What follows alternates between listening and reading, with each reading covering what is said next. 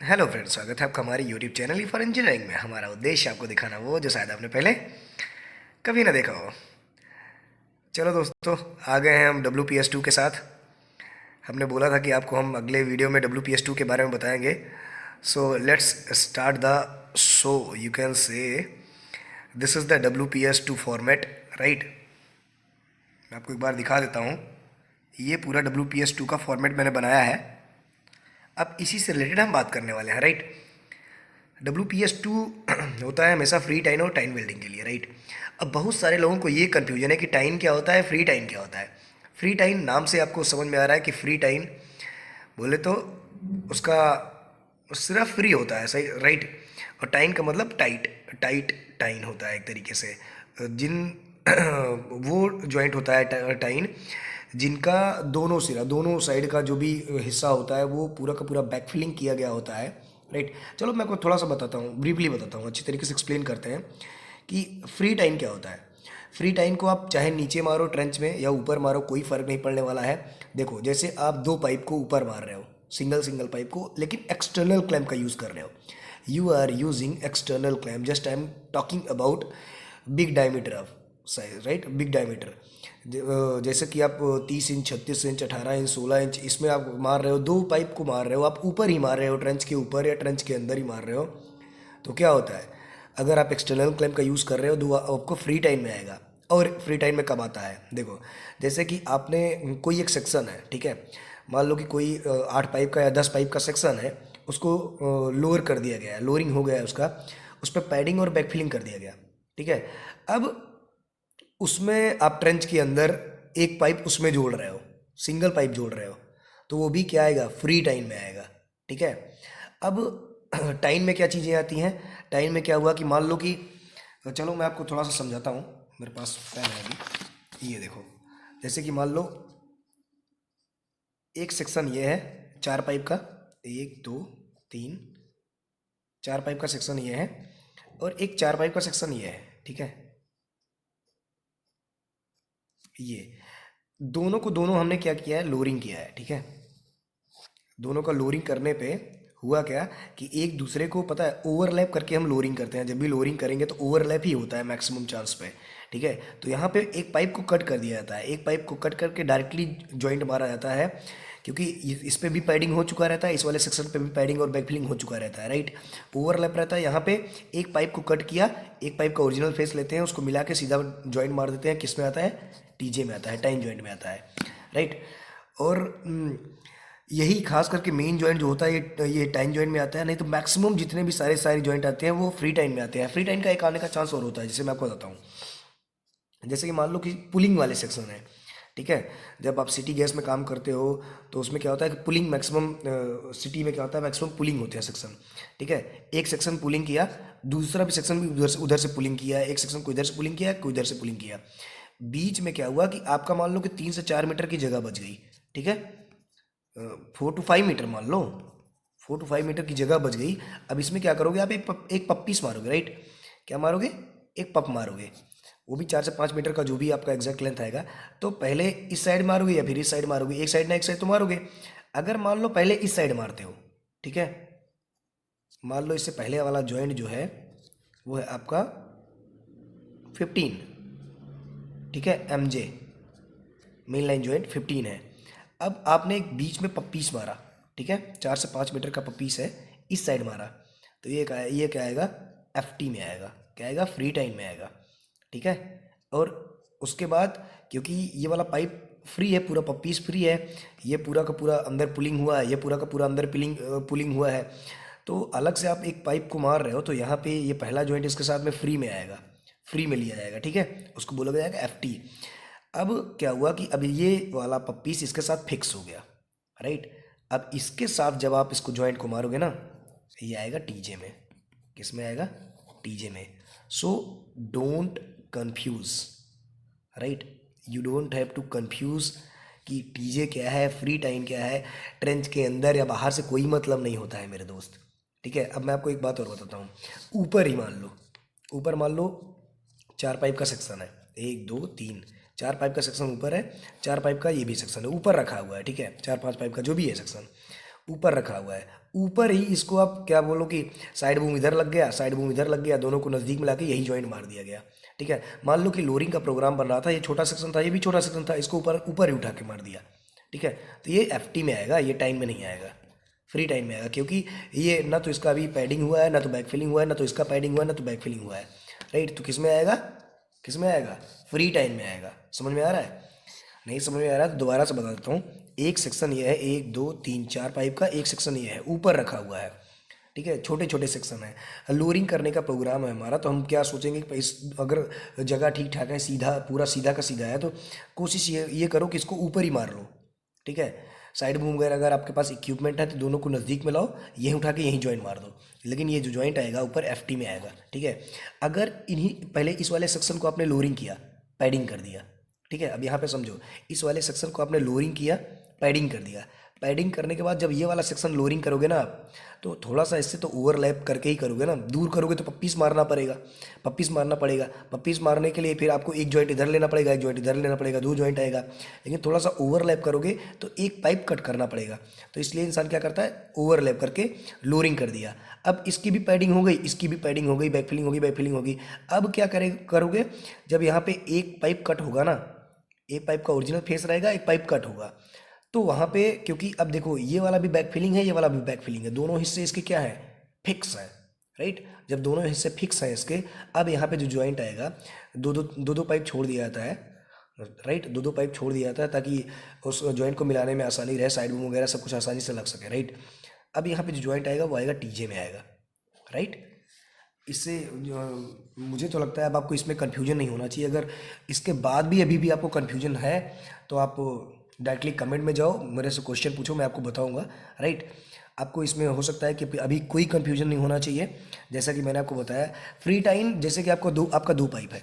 ठीक है, एक पाइप ये है, एक पाइप ये है, आपने ऊपर ही इसको ज्वाइंट मारा, लेकिन एक्सटर्नल क्लैंप लगा के मारा। ठीक है, यहाँ पे एक्सटर्नल क्लैंप का यूज़ किया आपने, तो ये ज्वाइंट किस में आएगा, एफ में आएगा। ठीक है, एक्सटर्नल क्लैंप का यूज जहाँ भी करते हो आप, वो हमेशा किस में आएगा, फ्री टाइम में। मैक्सिमम ऊपर अगर मार रहे हो, फ्री अगर हिस्सा फ्री है, एक भी हिस्सा फ्री है। ठीक है, अगर दोनों हिस्से इसके फिक्स हैं, मतलब दोनों साइड का एरिया इसका, जॉइंट के इस साइड, जॉइंट के इस साइड, अगर दोनों एरिया फिक्स है, राइट, देन ये जॉइंट आएगा टीजे में आएगा। अगर कोई भी एक एरिया फिक्स नहीं है, राइट, फिक्स नहीं है, एक एरिया मान लो फिक्स है और इसमें आप एक पीस मार रहे हो, दो पाइप का कोई सेक्शन डाल के एक साइड पहले मार रहे हो, क्योंकि वो भी अब दूसरी साइड तो फिक्स नहीं है, तो ये जो जॉइंट आएगा, पहला जॉइंट आएगा फ्री आएगा। ठीक है, पहला जॉइंट आएगा फ्री आएगा, दूसरा जॉइंट आएगा वो टाइम में आएगा। ठीक है, ये आपको कंफ्यूजन नहीं रखना है अपने दिमाग में कि टाइम क्या होता है, फ्री टाइम क्या होता है। आज के बाद ये क्वेश्चन बहुत सारे जो लोगों का क्वेश्चन है ये सॉल्व हो जाएगा, मुझे जहाँ तक लगता है, जहाँ तक उम्मीद है। ठीक है, चलो अब बात करते हैं आगे WPS के बारे में। तो ये है आपका WPS2। सबसे पहले सेम WPS1 की तरह यहाँ पे कॉन्ट्रैक्टर का लोगो लगेगा, यहाँ पे PMC का लोगो लगेगा। राइट, और यहाँ पे क्लाइंट का लोगो लगेगा। क्लाइंट हमारे भगवान होते हैं, क्लाइंट का लोगो लगाना बहुत ही ज़रूरी है भाई, नहीं तो बिल लगाओगे तो पैसा जल्दी नहीं मिलेगा। ठीक है, तो क्लाइंट का लोगो लगाना बहुत ज़रूरी है। प्रोजेक्ट नेम डालो आप, प्रोसीजर, क्वालिफिकेशन रिकॉर्ड है, डॉक्यूमेंट नंबर जो भी है, क्लाइंट का पूरा नाम डालना है बढ़िया तरीके से आपको, कंसल्टेंट का पूरा नाम डालो आप, जो भी कंसल्टेंट है आपके यहाँ, जो भी PMC काम कर रहा है, राइट, उसका अच्छे तरीके से पूरा नाम डालो। कॉन्ट्रैक्टर में जो भी जिस भी कंपनी में आप काम कर रहे हो उसका पूरा नाम डालना है आपको। फॉर वेल्डिंग, अच्छा ये पाइप का ग्रेड है, जिस भी ग्रेड का पाइप हम यूज़ कर रहे हैं अपने पाइपलाइन में उसका ग्रेड है ये। यहाँ पे दिया गया है API, अच्छा जो भी स्टैंडर्ड हम फॉलो करेंगे, API 1104 का लेटेस्ट स्टैंडर्ड फॉलो करने वाले हैं। WPS number, WPS2 free time and time, date डाल दो आप। ठीक है, location, state, welding time, mean temperature, weather condition good होना चाहिए। अब आपका आता है वेल्डिंग प्रोसेस, इसमें हमेशा मैक्सिमम क्या, हमेशा SMAW प्रोसेस ही यूज़ किया जाता है। Right, SMAW process, shielded metal arc weld ही यूज़ किया जाता है, आपको याद रखना है। और हाँ, एक चीज़ ये है कि अगर मान लो कि वेल्डर जैसे छोटी लाइन है, छोटे डायमीटर की लाइन है, तो एक ही वेल्डर उसमें काम करता है तो वही मारता है वो। वहाँ पे जो फ्री टाइम होता है ना, वो उसमें हर एक जॉइंट क्या बोलते हैं कि जैसे मैं भी यहाँ पे बता रहा था आपको कि जैसे आप एक्सटर्नल क्लैंप से मारते हो, ठीक है।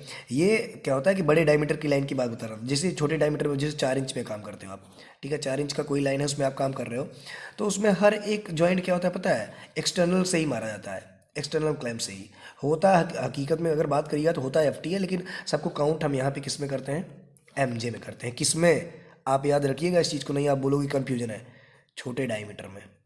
किस में, जो आपके स्मॉल डायमीटर है, ठीक है, उसकी बात बता रहा हूँ। जैसे 4 इंच हो गया, 6 इंच हो गया, इसमें जितने भी जॉइंट आप मारोगे मैक्सिमम से मैक्सिमम के यहाँ पे एक इंटरनल क्लैंप होता नहीं है, सब तो सब पूरा का पूरा एक्सटर्नल क्लैंप ही यूज़ किया जाता है, लेकिन उसको काउंट किस में किया जाता है, मेन लाइन जॉइंट में, ठीक है। हाँ, तो ये कन्फ्यूजन नहीं होना चाहिए कि सर आप तो गलत बता रहे थे, हम CGD में देखे थे, उसमें क्या बोलते हैं सारा का सारा जॉइंट मारा जाता है, क्या बोलते हैं एक्सटर्नल जॉइंट से, लेकिन आप फिर भी बता रहे थे कि ऐसे होता है।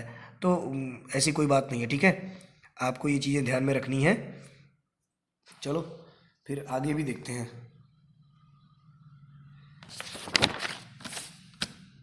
अब आगे क्या है कि लोकेशन हो गया, मीन टेम्परेचर हो गया, आपका SMAW प्रोसेस हो गया। इसमें डायरेक्शन, इसमें अपहिल और डाउनहिल मारते हैं, ठीक है। और वेल्डिंग मशीन जो भी आप वो डालो, फिलर मेटल में रूट में 6010 यूज़ करते हैं, और हॉट पास में 8010 हमारे यहाँ जो यूज़ किया जा रहा है वो है। बाकी बहुत सारी जगहों पे रूट में 6010 और हॉट, बाकी फिलर कैप तक पूरा का पूरा 7010 यूज़ करते हैं, राइट। ब्रांड नेम भूलर का है। टाइप ऑफ क्लैंप देखो, एक्सटर्नल क्लैंप है, यहाँ बाहर क्लैंप लगेगा। रिमूवल ऑफ क्लैंप, क्लैंप कब रिमूव किया जाएगा, क्लैंप को कब रिमूव करना है, आफ्टर कंप्लीशन ऑफ रूट, जब तक कि रूट कंप्लीट ना हो। मतलब रूट थोड़ा बड़ा तो भाई रह ही जाता है, क्योंकि उस क्लैंप में इतनी जगह नहीं होती है कि आप हर जगह मार सको, राइट। तो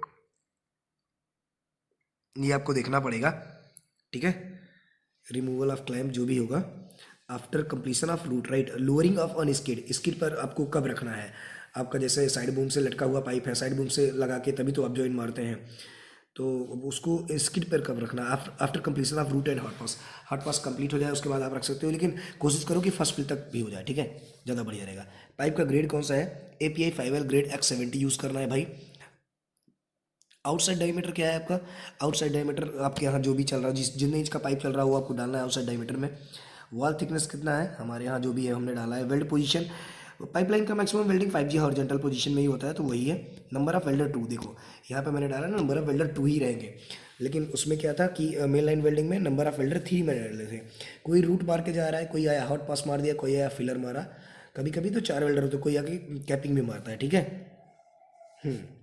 रीइंफोर्समेंट साइज आपका यहाँ पे कैपिंग साइज कितना होगा, 1.6 mm मैक्सिमम होना चाहिए। आप जो भी उसका पॉइंट वगैरह आप बनवाते हो, ठीक है, वो बढ़िया से बनवाओ, कोशिश करो। अगर आप साइट पे काम कर रहे हो, प्रॉपर तरीके से देख रहे हो, तो आपको ध्यान देना है ये सब चीज़ें। पॉइंट बढ़िया से होना चाहिए, स्पैटर नहीं होने चाहिए, ठीक है, आर्क स्ट्राइक नहीं होना चाहिए, वो सब चीज़ें आप बिल्कुल साफ करो। विजुअल बहुत अच्छे तरीके से होना चाहिए भाई, ठीक है। टाइम लैप्स बिटवीन, अच्छा यहाँ विंड ब्रेथ यूज़ दिया गया है, हुड का यूज़ करना ही करना है आपको। Time lapse between passes, time lapse between passes in the sense कि रूट पास मारे उसके बाद फिर हॉट पास मारने में कितना टाइम देना है, हॉट पास मारने के बाद फर्स्ट फिल में कितना टाइम देना है, ये सब सारी चीज़ें। मैक्सिमम 5-5 मिनट का टाइम देना है दोस्त, देखो यहाँ पे लिखा गया है। क्लीनिंग बिटवीन पासेस, हर एक पास के बीच में क्लीनिंग कैसे करनी है आपको, ठीक है। उसके लिए इसमें दिया गया है ब्रशिंग, ग्राइंडिंग एंड चिपिंग। आपके पास स्ट्रिंगर ब्रश होता है, ग्राइंडर जो है उसको प्रॉपर बोलो कि अच्छी तरीके से ब्रशिंग करे, नहीं तो स्लैग छूट जाएगा उसमें, ठीक है। ग्राइंडिंग, ग्राइंडिंग करने का अंदर से होता है जैसे स्लैग आ गया, पोरोसिटी आ गया, ठीक है, स्कैटर पोरोसिटी है, कोई भी पोरोसिटी है, उसको उसको तुरंत का तुरंत बोलो ग्राइंडर को काट के निकाल दे, ठीक है। ग्रूव आपका बिल्कुल जो वेल्डिंग वाला ग्रूव है ना, वो बिल्कुल क्लियर होना चाहिए एकदम, ठीक है। कहीं पे भी कोई दिक्कत नहीं आने वाली चाहिए, आनी चाहिए, ताकि जब आरटी उठे तो आपके वेल्डिंग में कोई भी प्रॉब्लम ना आए। क्योंकि होता क्या है कि जब आरटी होता है ना, जब डिफेक्ट आता है तो नाम सिर्फ वेल्डर का खराब होता है भाई साहब, समझ रहे हो ना। और कोई किसी को कुछ नहीं बोलेगा, क्यूसी जो जो भी क्यूसी इंजीनियर होता है, क्यूसी मैनेजर होता है, वो डायरेक्टली बोलता है कि जाके बोल देना उस वेल्डर का बहुत ज़्यादा डिफेक्ट आ रहा है, उस वो सही से मारे वेल्डिंग, है ना।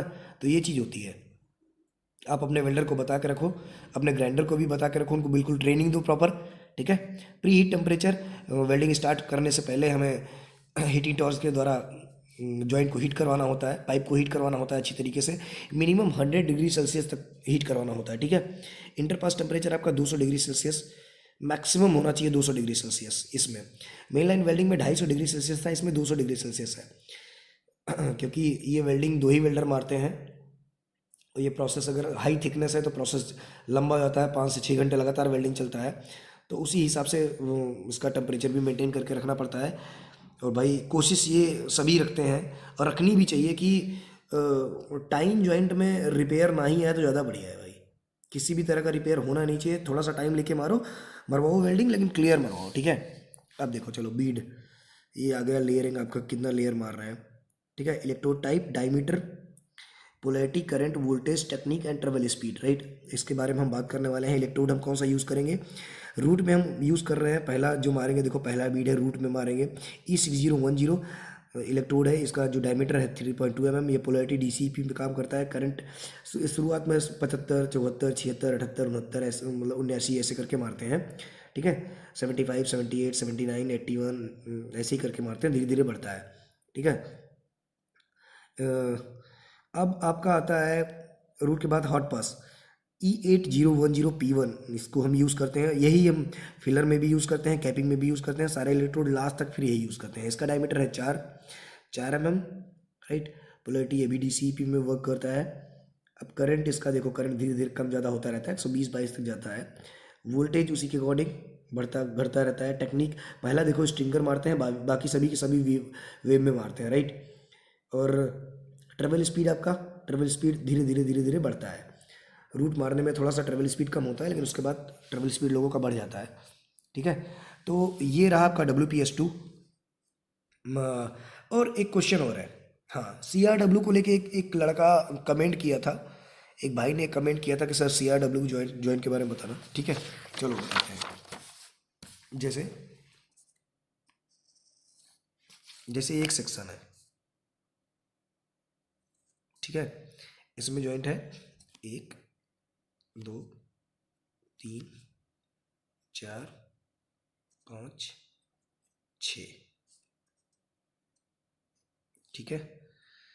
सभी में वेल्डिंग मार दिया गया, ठीक। मान लो ये MG 1, 2, 3, 4, 5, 6 है, ठीक है। एक साथ ही मारा गया है मेल लाइन में जॉइंट, ठीक है। RT उठा, इसमें आ गया क्रैक 4 नंबर में, ठीक है। 4 नंबर में आ गया, क्या आ गया, क्रैक आ गया। अब ये कटआउट होगा भाई, ठीक है। अब ये जॉइंट को काटा जाएगा। क्रैक का कोई रिपेयर नहीं होता है भाई साहब, ये जान लो। क्रैक मतलब आया कि तुरंत जॉइंट क्या होगा, कट आउट। क्या होगा, कट आउट, राइट। तुरंत का तुरंत जॉइंट ये कट आउट होगा। फिर अब सोचो, कटेगा, जॉइंट कटा, यहाँ पे इस साइड का भी थोड़ा सा पाइप कम होगा, इस साइड का भी थोड़ा सा पाइप कम होगा। अब इसको उठा के रीवेल्ड कर दिया, फेस बनाया बढ़िया तरीके से, ग्राइंडर को बोलो बढ़िया सा फेस बनाए, बेवल एंगल उसका क्लियर करे। बेवल एंगल इसका कितना होना चाहिए, बेवल एंगल मैं बताऊंगा नहीं, आप लोग कमेंट में बताना, ठीक है। इसका बेवल एंगल कितना होना चाहिए, तो बेवल एंगल वगैरह प्रॉपर बनवाओ, उसके बाद इसको दोबारा से बिल्ड करवाओ। वही होता है CRW, क्या बोलते हैं, कट एंड रीवेल्ड। पहले कट करो इसे, इसका फुल फॉर्म ही होता है CUT, कट एंड रीवेल्ड, ठीक है। Cut and reweld. अब लेकिन अब जब ये कटआउट होगा ना, कटआउट होने के बाद इसको जब आप दोनों सेक्शन को फिर से सटाओगे, उसके बाद आप एक्सटर्नल क्लैंप का यूज़ करोगे, फिर आप जब जॉइंट मारोगे तो इसका जो रिपोर्ट बनेगा ना, वो FT में बनेगा, फ्री टाइम में बनेगा, राइट। फ्री टाइम में रिपोर्ट इसका बनेगा। और फिर फ्री टाइम में रिपोर्ट बनाते समय दोनों, इस वाले पाइप का भी, इसका जॉइंट नंबर 3 का लास्ट पाइप, जॉइंट नंबर 5 का ओपन एंड का पाइप, ठीक है। ओपन एंड का पाइप, 3 का लास्ट वाला पाइप, यही मिलकर तो 4 नंबर बना था ना। दो इस वाला, ये 5 के पहले वाला पाइप, 3 के बाद वाला पाइप, तो ये थोड़ा थोड़ा पाइप जो भी यहाँ से लेंथ कटिंग होगा उसको माइनस कर दिया जाएगा, राइट। यूज्ड लेंथ में वही डाला जाएगा जितना यहाँ पे यूज़ किया जाएगा, और इसका फिर FT का एक रिपोर्ट बन जाएगा, ठीक है। FT, FTJ4 या FT4 जो भी आप डालते हो, FT4 डाल दिया जाएगा, ठीक है। तो इस तरीके से CRW होता है, ठीक है। चलो दोस्तों, होप सो कि आपको ये वीडियो पसंद आया होगा। अगर आपको कहीं पे भी अभी भी टाइम और फ्री टाइम में लेके कोई दिक्कत होती है तो भाई पूछो, लेकिन जहाँ तक जिस तरीके से मैंने बताया, आपको प्रॉब्लम होनी नहीं चाहिए, ठीक है। अगर कहीं पे भी कोई दिक्कत आती है टाइन और फ्री टाइन को लेके, आप मेरे से एक बार जाके कमेंट में सीधा कमेंट करो कि सर मुझे ये चीज़ समझ में नहीं आया, आप एक बार फिर से बता दीजिए, तो मैं फिर से बताने की कोशिश करूँगा, ठीक है। चलो, thank you so much, thanks for watching this video. ऐसे ही मेरे वीडियो को प्यार देते रहिए। अगर अगर आपको जेन्युइन नॉलेज मिल रही है वाकई में, तो हमारे वीडियो को लाइक करो, जितना ज़्यादा से ज़्यादा हो सके शेयर करो, और हमारे चैनल को जाके सब्सक्राइब करो, ठीक है। और इस बात की मैं गारंटी देता हूँ, आप ऐसे ही वीडियो को देखते रहिए, you will become a good QC engineer, right. Thank you so much, have a good day man.